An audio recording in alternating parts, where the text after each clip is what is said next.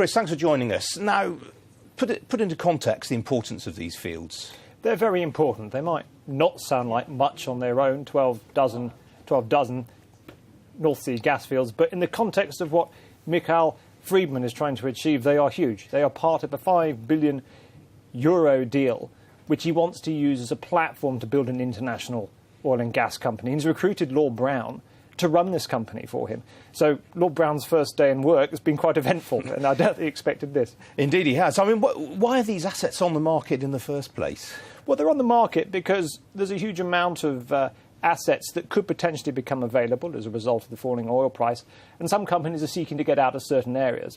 But for other companies, for example, the investment fund run by Mr. Friedman, which has $14 billion to play with, there are some opportunities, what they call value opportunities, and they will be seeking to come in to get what they believe are underpriced assets and not just extract value from them, but make huge profits from them. Yeah, now, there aren't exactly a load of people queuing up to buy North Sea assets right now. I mean, if Lord Browne's business is forced to sell, I mean, can you see anyone else coming in for them? Not right now. There are some interesting discussions going on in the market about special purpose vehicles that could come in and extract value from some North Sea assets. But really, what they're about is actually expanding not just in the North Sea, but globally. In the US, where, for example, shale producers' share prices have been battered by the falling crude, Canada and the Far East. Yeah. What sort of signal do you think this sends to the rest of the world about the attractiveness of Britain for an inward investment location? I think if you're Russian and a Russian businessman, you probably think it sets a rather worrying precedent. You've got to remember this is the first time a Western government has intervened in a corporate transaction as a result of its fears over future sanctions, further sanctions being tightened on Russian companies. That sets a worrying precedent.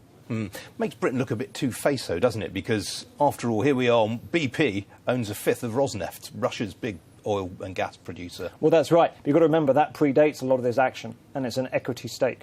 Yeah. What about Ed Davey, the Secretary of State's position then? I mean, Mikhail Friedman's a wily old campaigner. You know, Lord Browne in his memoirs, I think, says he's one of the best negotiators he's ever come across. Has Ed Davey got it within him to sort of see this guy off, do you think? I think if Ed Davey really wants to see him off, he's going to have to be prepared for a judicial review. Mikhail Friedman, if Ed Davey does go through with his threat to block that North Sea sale, will launch a judicial review immediately. Yeah. Now, the question is, will Ed Davey go through with it? Will Ed Davey be there to go through with it even? We're coming up to a May general election.